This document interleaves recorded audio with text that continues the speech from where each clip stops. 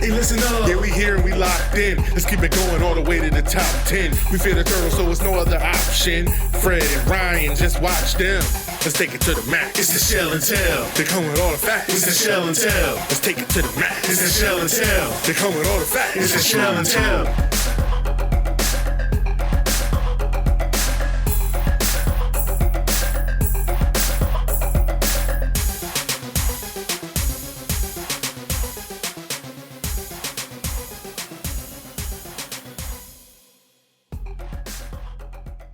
Welcome back, everybody. Another episode of Shell and Tell. Your boy here at Terps B. Espert.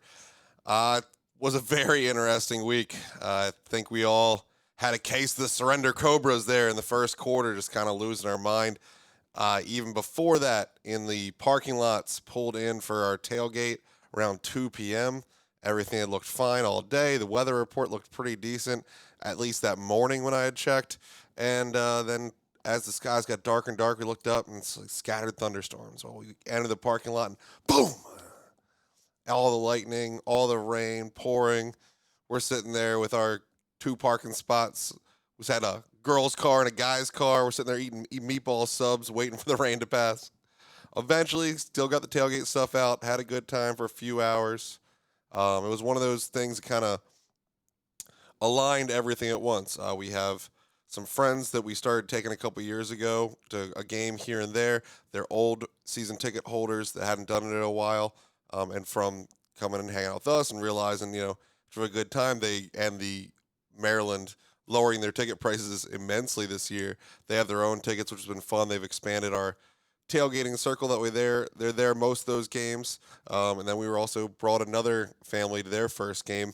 And it was kind of cool to see their son, kind of a rough and tumble 10-year-old kid, little flashbacks to me being 11 years old, starting to go to all these games, acting a fool, playing with a football, pretending I'm one of the guys, it was a really interesting experience. The rain and lightning changed a lot of things, I think, for this game. Unfortunately, the gameplay was fine. It was pretty much dry for 99% of the actual game time, but it was a hot mess all through the tailgating hours, all through the commuting hours of this game. Lightning, thunder, rain, to the point where we packed up our tailgate probably about 30, 45 minutes earlier than we usually would, headed up to the stadium where the stadium would normally be wide open, and just we were trying to avoid that last lightning thunderstorm to have to run up there in pouring rain. Just wanted to get into the stadium, and we're told there is lightning in the area. Please return to your cars. There is lightning in the area. Please return to your cars on the overhead speaker. It doesn't make any sense to me. I've never really seen this at any stadium. I know they take you out of the bowl.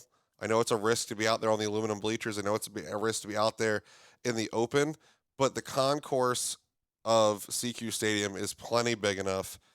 The parking situation at University of Maryland is not convenient at all for anyone. So you have a couple people in the Gossett garage there that have very convenient. They can walk back to their cars. A few people in lot 1 with a not that bad walk. But for the most people, the people in lot 1, lot 9B, lot 4B, the garage, that is a haul uphill to the stadium. Nobody's going back to their cars. How that wasn't sent out to all, ticket holders in a blast email or text alert or from our ticketing agents or a tweet or anything, I don't know. In fact, a tweet's not even enough. It needed to be direct messaging. So, of course, we did not return back to our cars after a, 2-mile hike from 4B through the rain. We stood there outside of the gates underneath the concourse. I do think that Maryland probably lost some attendance from that. Not much. I'm not going to give the fans credit that they made it that far. I think most of them stayed home just off the weather report alone. But we eventually got in the stadium. It was wet for a while, but lightning was not happening. It was cleared up. Everything got going. The setup by NBC was really cool. They had the sky cam. They had cameras on the visiting sideline. So again, this is something we've been asking for a while. That every game, if you film it from Tyson Tower, is going to look like it is mostly away fans because the cameras are filming the visiting sideline. That's just the way it is. So it was really cool to see the cameras over there. I hope that continues with some of our other national broadcasts. We won't have to wait long to find out. Got another one here Friday night. But no one came. Nobody braved the elements. There again, it made it look even worse because during the game there were really no elements to brave. So once people tuned into national TV, it looked like a normal dry game that no one came to. It's a terrible look for the university. We've been complaining about this fan support where it has to be exactly a 3:37 game on a sunny day, but not too sunny, not too hot. I mean, this is the same fan base that we had an episode where they told me that they couldn't go to a basketball game because it was raining, an indoor sport, because it was raining. So we are a spoiled fan base. We are we are a I guess elitist perfectionist fan base. I don't understand what it will take to get out of this. I get it. It's Charlotte. It's not that big of an opponent, but all the storylines and the national TV aspects and things like that should have been able to bring more people out than it showed. The student section was okay, but it's not anywhere near as good as people are giving it credit for. People are saying, well, the students showed up. No, the students didn't show up. They filled the two sections for the flag drop. Congratulations. And they were like 75% in two other sections. Thank God it was the weekend where the high school bands play with everyone. The high school bands were tough enough to show up. The high school twirlers and flag girls were tough enough to show up.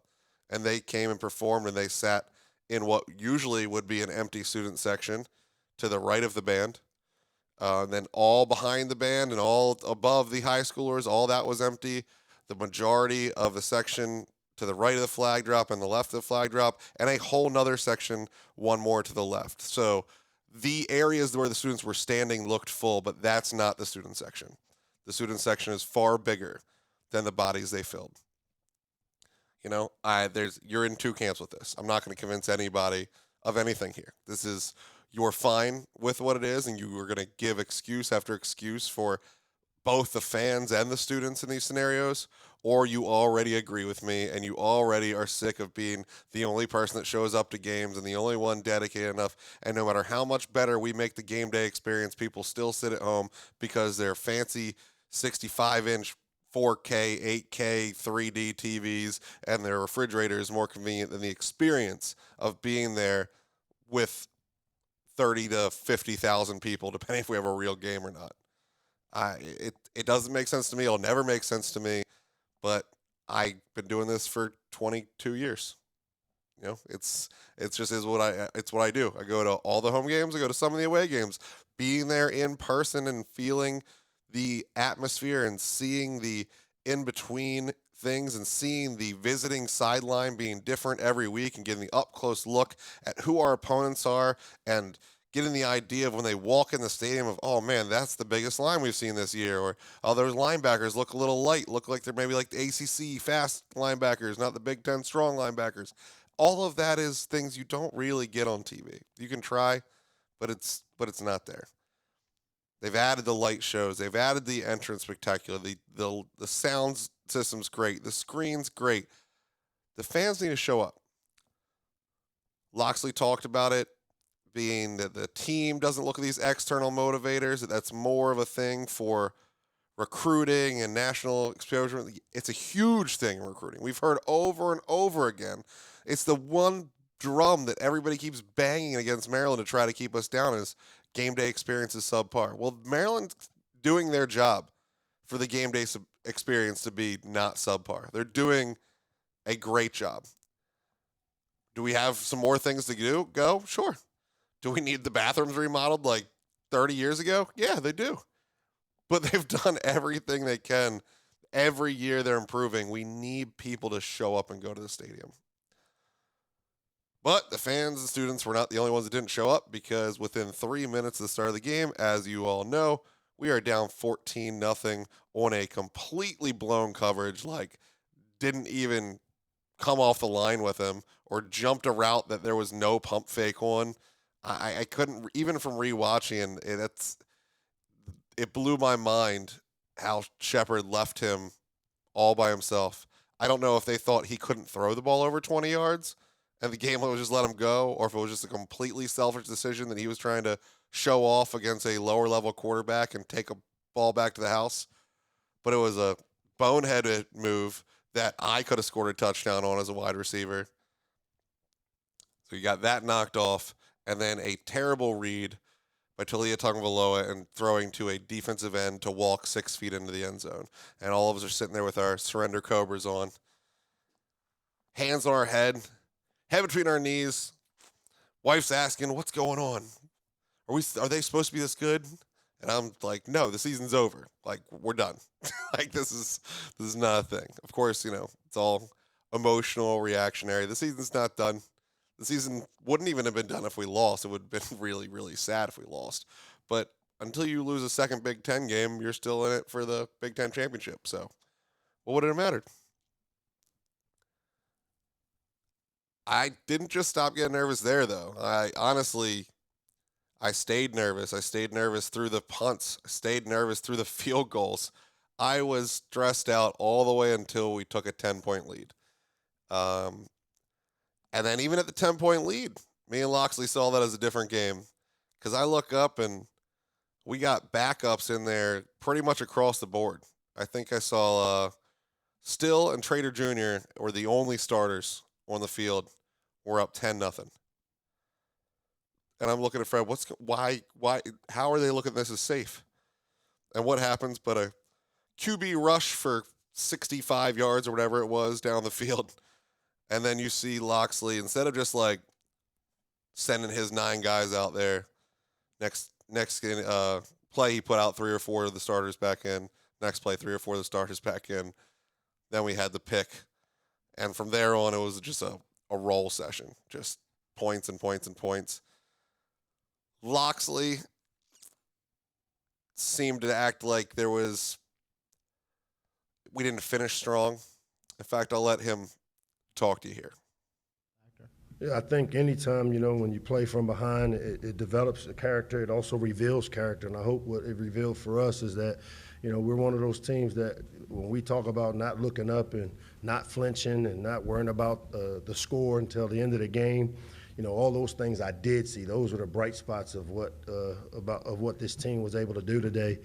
But to me, I'd rather, like I said, execute better, start faster, making sure that when we come out with the right type of energy and enthusiasm. And then for me, the fourth quarter finish is the key to it. And I really didn't like how we finished in the fourth quarter. Had opportunities to get off the field. We missed some tackles. We blew a coverage at the end. Those are the things that we got to get corrected pretty quickly here with Virginia coming in town on Friday. Again, I just didn't see it that way. Yes, in the royal we did not finish strong, but the we was your third and fourth string players. The we was not your starters. The difference in the Big Ten, the reason that it sounds a little silly that we could be able to be competing for Big Ten championships is still the depth. When Ohio State loses a 5-star, they have a 4 or 5-star sitting behind them. It's just the way it is. Same thing at Michigan. Pretty much the same thing at Penn State. The depth is where we are different. Top end talent, we're getting there. I think we kind of have it in the skill positions. Offensive, defensive lines, depends on the year, depends on which position you're talking about. Still think we are a tier down in that world. But when you're talking about your third string versus the third string of any of those teams, that's like the glaring issue that will haunt us. If we show up healthy to those teams, you got a shot. But this is football. Nobody stays healthy. There's no team that shows up after week 3, 4 in the NCAA season that shows up healthy. It's just not the reality. Hell, we got players that still haven't suited up for us this year. They get help that get hurt in the summer, in the spring, and there's players that have came here and just never played a down, and everywhere else that's true of. So anyway, I don't think that it was our starters that didn't finish strong. Sure. Should he expect more out of his backups? And is it okay to talk the way that he did to the backups and like let them know that if you want playing time, you got to do better than that? All right. But as far as talking to the fans, just know that if it's a 7-point game, those people aren't playing. They're not there. If the name across the field is not Charlotte, he doesn't put them in when we're up 10. So you got to take that slow ending with a grain of salt. Now, the slow start, that's on us.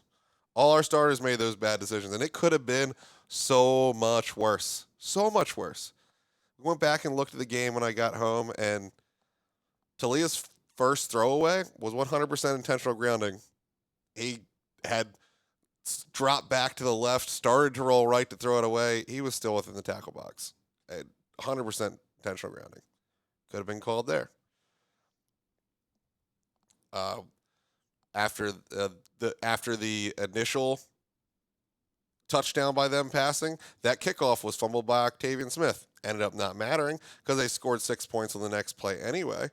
But another problem. And then the next kickoff was bobbled by Octavian Smith and returned. The fumble by Billy Edwards on the 4th and 1 that was picked up by Hemby to get a 4th down conversion. Heads up play by Hemby. Hell of an athletic play by Hemby.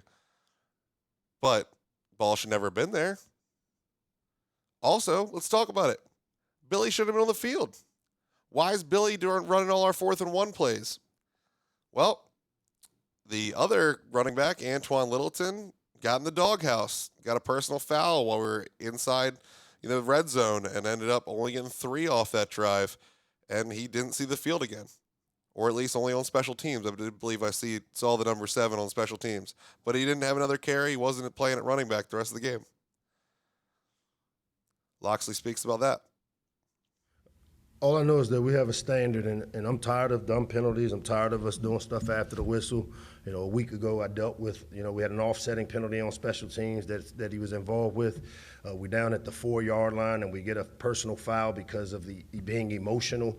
And I said the only way you fix stuff like that is by what happened today. You put him on the bench. Kobe gets the opportunity. He takes advantage of the opportunity. To me, that's how we're going to play this thing. And if guys don't play to our standard, if we're going to have the dumb penalties, you're going to be on the bench. I don't have a problem with it.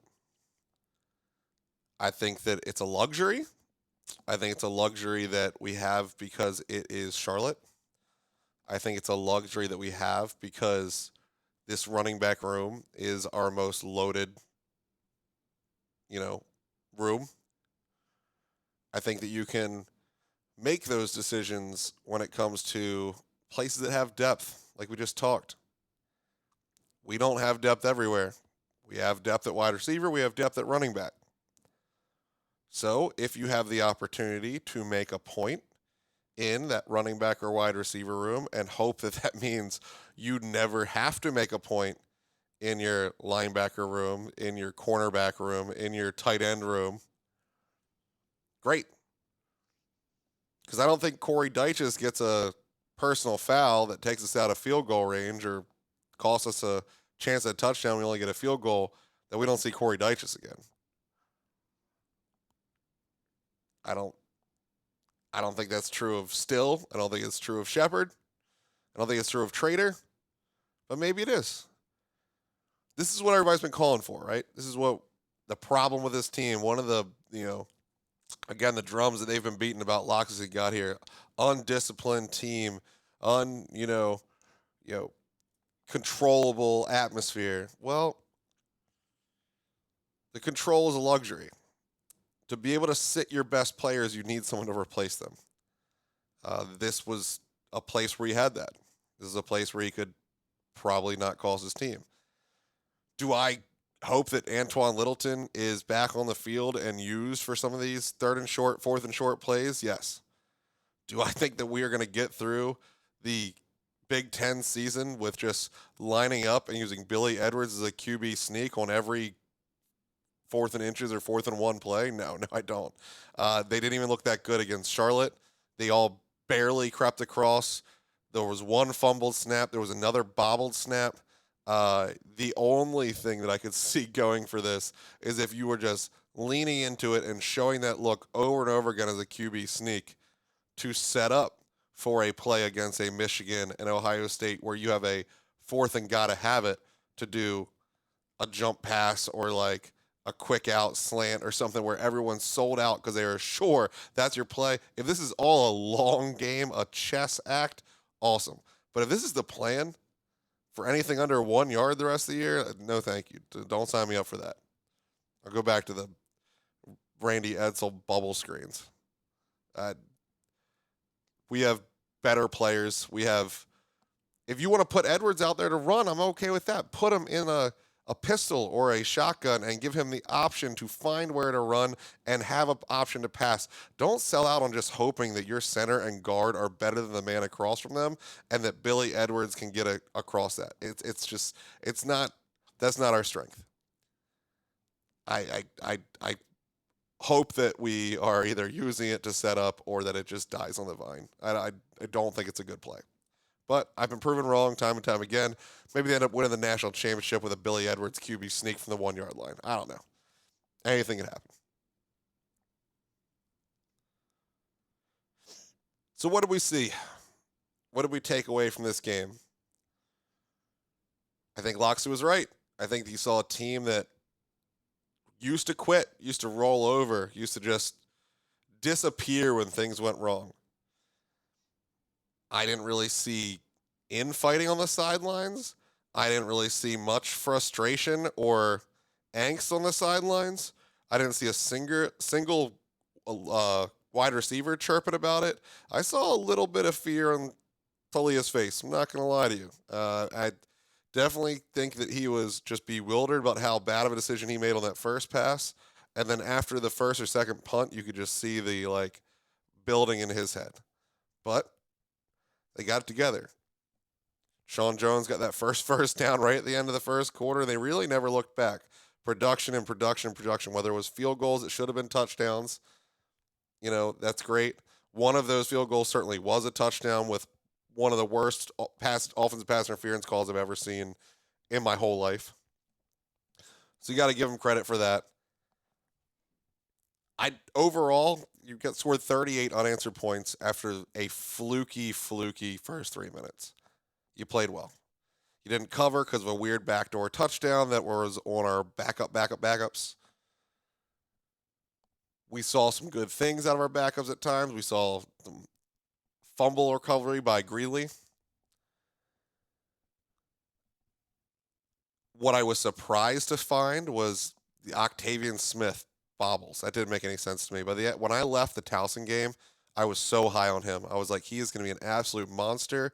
He is sure-handed. He is going to be just a drag route, savant, a all-time kick returner. I was looking at Will Likely numbers in my head. Put him on punt return, put him on kick return, let him have every go. And then we're bobbling the ball like Ty Felton before the Michigan game. That's got to get under control. We cannot have turnovers in the kicking game. We can't. We're not good enough to beat the good teams if we're going to do silly things like that. We're not. We got to stay healthy and we got to not beat ourselves. That's how you get into that level. Now, as objective as my homer self can be, we are right there in that tier 2. I know it was a slow start, but you just look at those first 3 halves of the year as preseason games and move it on from there. When you look around the league, that's what makes you more confident. It's not about us. We probably are, if you focus on that second half, right about where I thought we were. We still got some offensive line issues, but I saw a lot of good things. I saw a lot of effort. Saw a lot of downfield blocking. I saw offensive linemen pushing the running back when it's a pile, moving the pile. I mean, to the point where one of them, I think, was like 9 yards and took like 35 extra seconds. You know, it is illegal to assist the runner on a run like that. It's never called because it's so hard to say what they're doing, whether they're blocking, whether they're pushing a defender into the running back. It's never called, and it probably never will be. But I did look at Fred on that one and was like, you know, maybe that's one of the ones that should be called, the assisting of the runner there. But I think that's just never going to be a thing. Delmar Glaze looks great. Fagan, whether he stays there and we shore up the guard position or whether he's back into the depth spot is yet to be seen. I heard some people singing his praises more than others. Most people are just bewildered how we could be this far into our rebuild and still be having a walk-on anywhere near the starting lineup with injuries or no injuries, especially this early in a year. But they seem to be restocking on that. I mean, look at the recruiting class. We got 8 offensive linemen that they're bringing in next year. Prather showed me some things. As high on Octavian Smith as I was after the Towson game, I really was not high on Prather. In fact, leaving the Charlotte game, I wasn't super high on Prather because his negative plays in that game stuck with me in the moment more than his positive plays did. And also, I couldn't tell how bad a call that offensive pass interference was from my angle. I saw him reach out, touch the player with both hands. I did not see any extension once his hands touched him from my angle. But I did see kind of unnecessary contact, just locating the defender where he could have just paid attention to his own thing. I get it. It's not illegal. But as he learned, it does come with a risk. The official that made that call was on the complete wrong side of him to make that call. All he could see was Prather's number. He can't tell whether his elbows, hands, fingers are extended from where he was standing. It's kind of embarrassing that call was made, and the replay makes it even worse. That should have been made by the other official on the other side. That's who can make that call. If you don't have the angle, there's other people there. That's why there's not one official. Don't make the call if you don't have the angle. Let that pass. So anyway, the offensive pass interference was worse in my mind.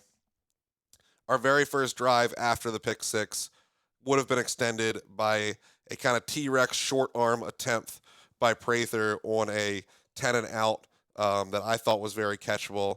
Didn't even touch his hands because I think he short armed that play. So it's kind of stuck with that, not to mention the interception in the other end zone unfairly to him in that moment. I believe that your job there is to make sure that's not an interception. You are much bigger than the cornerback or the safety coming over on that play. You turn from an offensive player to a defensive player and you break up that pass. I guess maybe he couldn't see him. I can't imagine. That's a play where you just demolish him. You take 15-yard penalty. You live to fight another day. You can't let him just have that free ball there. So those things stuck with me. I was very negative on the possibility of Prather being our next great wide receiver. But when I came back and I watched the game and saw the different angles, I'm pleasantly surprised how wrong I was. I think that he's growing with Talia. I think that the push-off was nothing. It should never have been called. The first down ball should have probably been caught or at least attempted on better, but it could have got on him too fast. Talia was kind of forcing the ball. He had just made a big mistake. He was not trying to throw it, too close to coverage, so it was probably in a place where only the receiver could catch it, but it was still difficult for the receiver to catch it. So I think he's going to be big. I think he's going to do really well. I think it's the easiest bet on DraftKings this week. It was Prather receiving touchdown was plus 220. Also, a Hemby receiving touchdown is like plus 500. He gets enough screen passes and bubble screens that's a no-brainer. Go throw some money on those. Put a little bit of scratch down this game. I'm excited. I think that they're going to put it all together. I think that halftime was that jump that Loxley said, biggest jumps from game 1 to game 2. Well, he actually meant from the first half of game 2 to the second half of game 2. That's what he really meant. He just misspoke the first time. We're going to continue that growth. We're going to go back into the ACC where we absolutely dominate people. Ever since the very first matchup, the very first bowl game back against Boston College, we lost. We've been rolling the ACC since. Absolute butt kicking of Syracuse at home when they were ranked. An absolute butt kicking of Virginia Tech in the Pinstripe Bowl.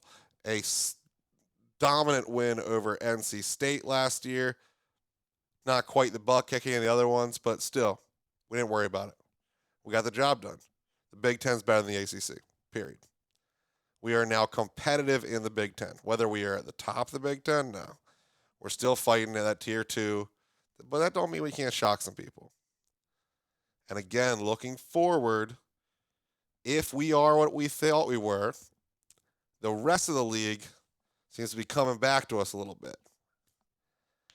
I'm no more sure today of any win against Ohio State, Penn State, or Michigan. In fact, I'm more sure that Penn State's probably not happening. What I am more certain of are those other teams.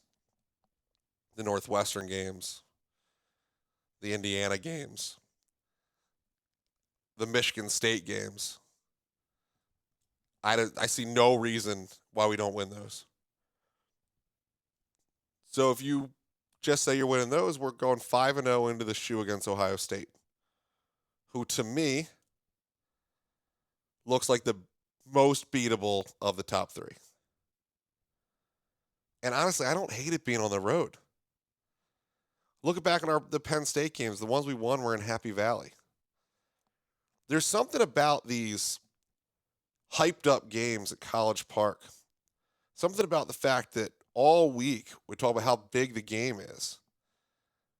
But we don't have the ability to keep the Ohio States and the Penn States out of our stadium.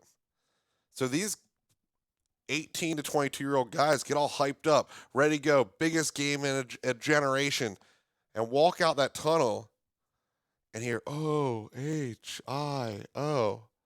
we are. And that's got to take something out of it. It has to. And, I mean, I sold 2 of my 12 tickets to Ohio State fans last year. It's hard not to. They're willing to pay $400 a ticket for something I pay $55 for. It's hard to come to that game. If I sold all 12 tickets, I could have paid for the next 3 seasons of Maryland football. I'm still going to be there. My family's still going to be there, but those, I try to find Maryland fans to sell them to. They don't exist. They're not going to spend $300 and $400 a ticket. For the most part, I'm just eating it this year. I'm not interested in selling the tickets. I'm just finding people to go or spreading out. Those are kind of the plans. But I don't blame you if you're the one selling the tickets to the away teams. I don't blame you. It's hard, especially for those 2 games, 3 games, to see what you can get versus coming down to the field. But anyway, at Ohio State, they know that they're going into a hostile territory. They know they're going to hear O-H-I-O. They will feed off that someone's there that hates them, and it'll be a motivating factor. It's not a motivating factor to hear that in your own stadium. It's not a motivating factor to see that in your own stadium when you're talking about a Penn State or a Michigan. Harder to tell with the Ohio State fans, unless they were just their spelling bee is the only reason you know they're there. But I think we got a shot. I think it's going to be a good season still. We still got to stay healthy. Offensive line number 2. I almost said number 1. Talia number 1. Offensive line number 2. Defensive line number 3. Though we are finding some guys. I feel like we found a bunch of number 2s. We have a very solid second line. But unfortunately, some of them have to be our starters. Hopefully we continue to develop and get some breakouts, and I see more out of those guys. But right now, they're not getting pushed around, but they're not getting interior pressure on the pass rusher or on the passer. They're mostly gap sound, but certainly have found a couple times where we let the longest QB run last week was right up the middle. It wasn't around the outside edge. So there's still things to develop, but I'm not worried about it. That's enough of looking back. Now let's look way back. Way back in the ACC. What's a Virginia game mean to you? Do you remember this rivalry? I never really liked them.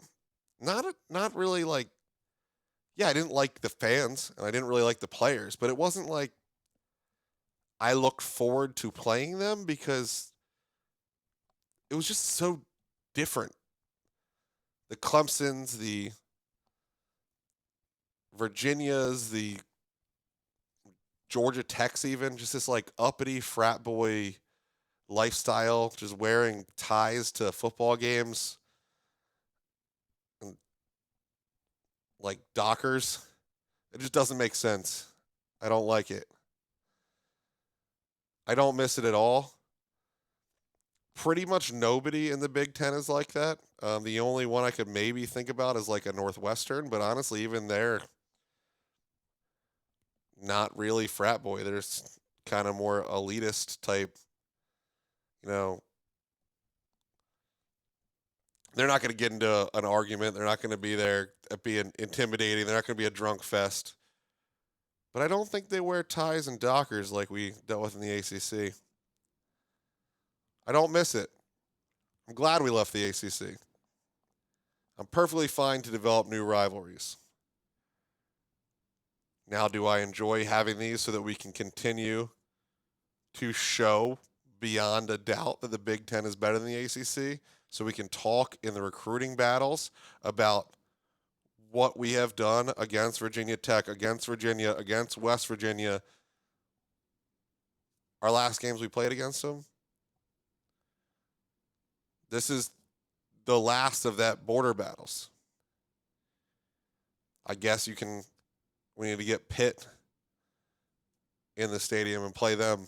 Just continue our border that we are defending here.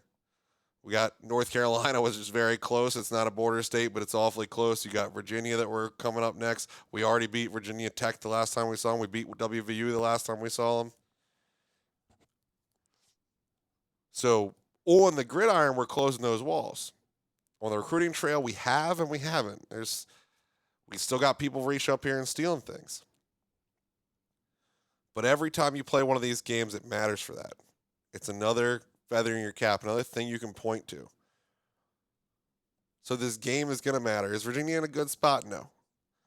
But are they completely incapable of scaring us and beating us? Absolutely not. This is a step up in competition. 100%. This is a step up in competition. I'm not going to lie to you and tell you it's a big step up in competition, but it's a step up in competition. And even if it's not, even if I'm wrong, it's a step up in credit. Nobody's going to look at a box score and see that we beat Charlotte or Towson by any number and be like, oh, yeah, they deserve some top 25 votes. We got one last week.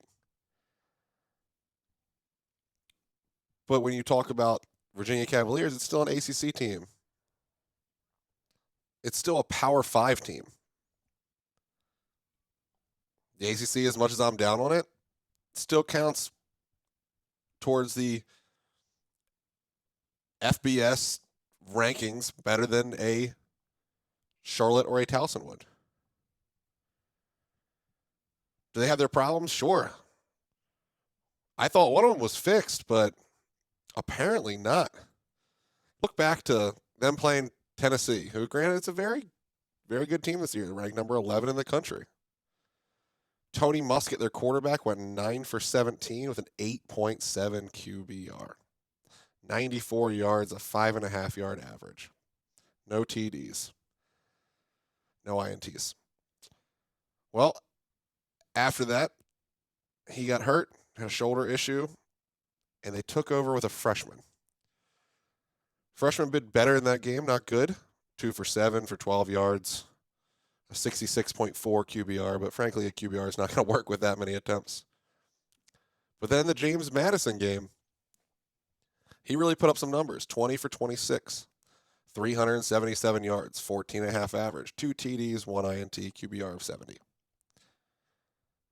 Not lighting the world on fire, but as a true freshman, if he's arguably better than what you have now and is your future, why you wouldn't be sticking with him, I have no idea. But Virginia's coach must really believe you do not lose your spot to injury because they just announced that Musket will be their starter. Loxley has said all week they are preparing for both quarterbacks because they are not sure who they are going to see. Well, I'd like to see both quarterbacks in this one too, because if they have to make another QB change, it means things are going well. It means things are going the way that I think they're going to go, and that we are going to make those quarterbacks look silly. Our defensive backs will finally be tested on a regular enough basis that the big plays will happen. We have 2 almost turnovers on the exact same sideline the last 2 games, with a safety catching a bobbled ball, but their feet being out of bounds before the catch is completed. Hopefully those stay inbounds this game. Hopefully we can get those big-time turnovers. Hopefully we can make people scared of throwing on the secondary that we were all so excited to see. I haven't seen them have any real big screw-ups outside of the one play against Charlotte that was a cornerback, not a safety issue, pretty clearly. We haven't really seen the big plays come in. I have seen some hard hits by Bo Braid for sure. We have talked about before that I'm done seeing our safeties as our leading tacklers, but that might just continue to be a thing as much as they're rushing Bo Braid to the passer. Let's get the big turnovers. Let's show the no-fly zone. Let's let Still and Shepard go to work and slow these guys down. I think we'll see them both. If they're going to start with Musket and he put up those kind of numbers against Tennessee, I don't think he's going to put up amazing numbers versus us. And if you just saw QB2 putting up big numbers, it's going to not take all that many mistakes to put him back on the bench. Once you do that and you slow down QB2, even 1 or 2 drives, everybody's going to give up and fold. Running the ball, they haven't been able to do that against anybody. They couldn't do it against Tennessee. Again, understandable, great team. Couldn't do it against JMU. Their leading rusher was for 28 yards, Mike Collins. They totaled 18 yards as a team. Now, that takes into fact that sack yardages count as rushing yardage in college football, which is garbage. It's a garbage statistic decision. We should really stop doing that. But that's the minus 30 there. So let's take all the quarterback's yardage out of that. As a team, they got 48 yards, if none of those were planned rushes by the quarterback. It's terrible. Hopefully we can continue to let them be terrible at that and take a step up, because I would imagine that our secondary is going to put up more of a fight than JMU's secondary against a freshman or non-freshman quarterback. Malik Washington is their leading receiver. He put up 119 yards on 5 receptions. There's a deep play threat there. Got to keep pace with him. Kobe Pace had 1 for 75 yards. So that was just a broken play, kind of like we had against Charlotte. Those things are going to happen. Malik Washington's really the one to look out for. 5'8", 194, senior out of Georgia. On the season so far, 9 receptions, 148 yards, and a TD. Erase him. Put Still on him. Let's Still show you who he is. Put Shepard on him if you think he's your better corner. Erase him. And if you can do that, the rest of the team is good enough to put up the fight and keep everything fine. I don't think this is going to be a big deal. I think that we are going to score at least 38 points again. I think that we're going to hit the over. I think that we're going to cover. I think that we're definitely going to get some player props here. Like I told you earlier, easiest money out there is Hemby plus 500 or a receiving touchdown. Sounds great to me. Please give me that every week. I will make money if you let me bet that every week. But I think it's going to be fine. I think it's going to be fun. I'm going to be down there, 2 o'clock, Lot 4B, getting it in. And then hopefully after this game, myself and Fred will get back with you next week and do the Big Ten breakdown. We should have a good idea of who the Big Ten teams are at this point, a good idea of who we are at this point, and give you the full projections. We talked at the beginning of the year. I want at least 8 regular seasons and a bowl win. I'm not backing off that yet. It might be a higher number by the time we're said and done with this game. We'll see. I think it's a possibility. I think it shows progress. But we need to show progress in the stands too. God bless us with the weather, because Lord knows our fans are not going to sit in anything other than perfect weather. It looks to be that it's going to be low 70s, no sunshine because it's dark. The LEDs are ready to go. People are going to complain about Friday traffic being a reason for a late crowd. Don't be that person. Just get there. Just get off work. Just leave early. Or Uber to the stadium and don't worry about parking. Get there. Be in the stadium. Do this. Fill it up. And if you're up top, come on down and fill the bowl. Nobody's stopping you. If you're up on the top stands, come on down and fill the bowl. Make this look good on national TV. Nobody's stopping you. There's nobody guarding any of the sections except for the Terrapin Club under Tyson Tower. Come on down and fill the bowl with us. Come sit with me in Section 7. Well, let's go. One last preseason game until we go to the real show. Got to go up to Michigan State with all their problems. Their interim head coach, I guess, suspended, whatever you want to call the absolute debacle that Michigan State continues to be. Football, gymnastics, anything you can think of. Absolute disaster. Hopefully we can get up there, get that win, come on back, and keep it rolling through the Big Ten. Well, I hope you really enjoy this week. All you ACC truthers, all the ones that miss these rivalries, get your butt down to the stadium. If you're going to talk about it, be about it. If the reason you say you left is because we should never have left the ACC and I miss the old rivalries, well, then be there.